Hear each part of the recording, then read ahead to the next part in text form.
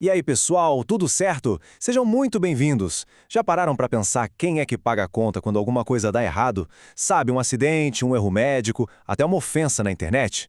Pois é essa pergunta que a gente vai desvendar hoje. Mas antes de mergulhar de cabeça, se esse tipo de assunto te interessa, já fortalece aqui com seu like e começa a seguir o canal para não perder os próximos. O apoio de todo mundo é o que move a gente.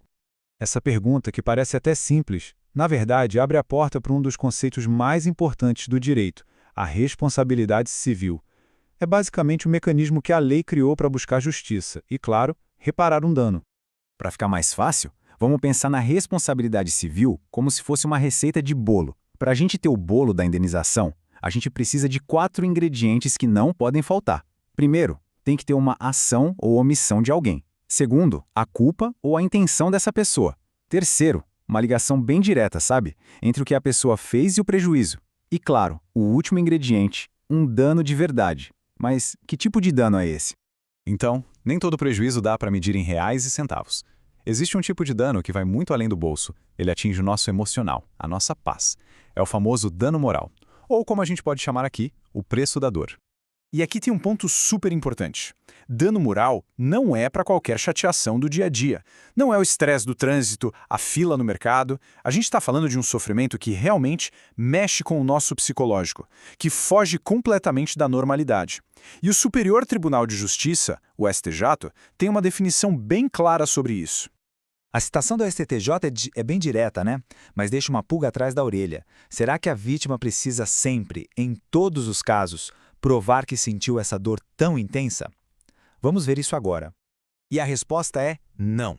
Tem situações em que o dano é tão óbvio, tão na cara, que a lei simplesmente dispensa a necessidade de prova. Pensa, por exemplo, no impacto terrível de uma agressão, seja com palavras ou física, contra uma criança.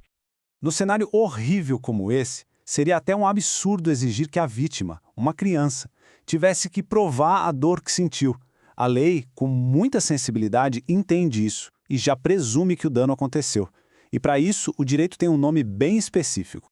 O nome é dano moral in re ipsa. É uma expressão em latim que, traduzindo de forma simples, quer dizer a coisa fala por si mesma. Ou seja, o dano é tão evidente que ele se presume. O próprio ato já é a prova do sofrimento.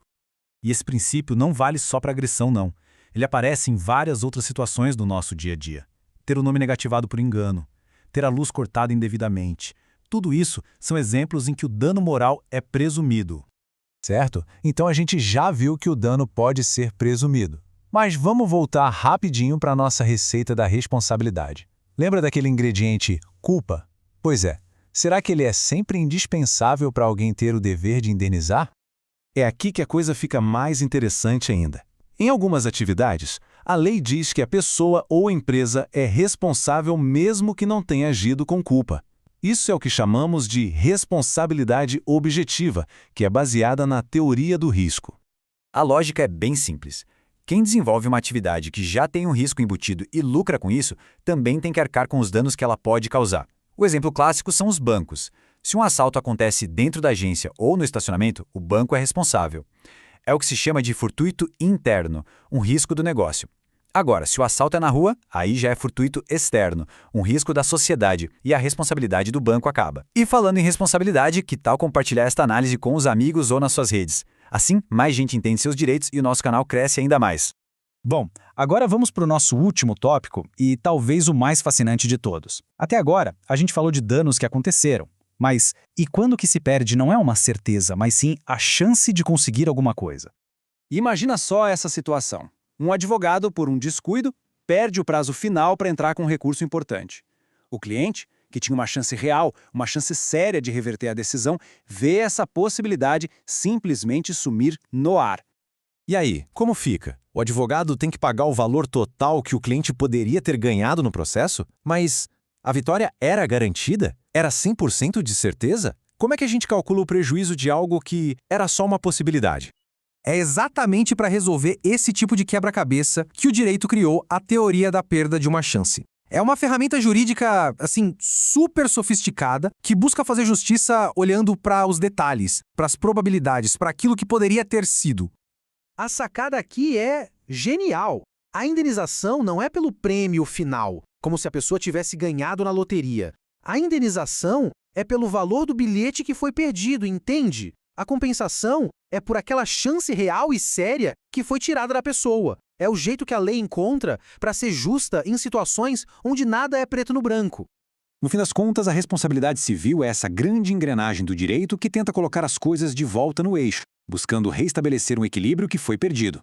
Mas tudo isso leva a gente a uma reflexão final, e bem profunda.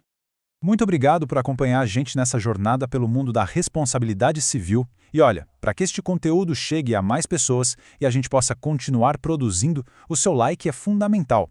É um clique só, super rápido, mas que nos ajuda de um jeito imenso a levar conhecimento para mais gente. E para continuar aprendendo com a gente, não deixe de seguir o DireitoCast no Spotify para ouvir em qualquer lugar.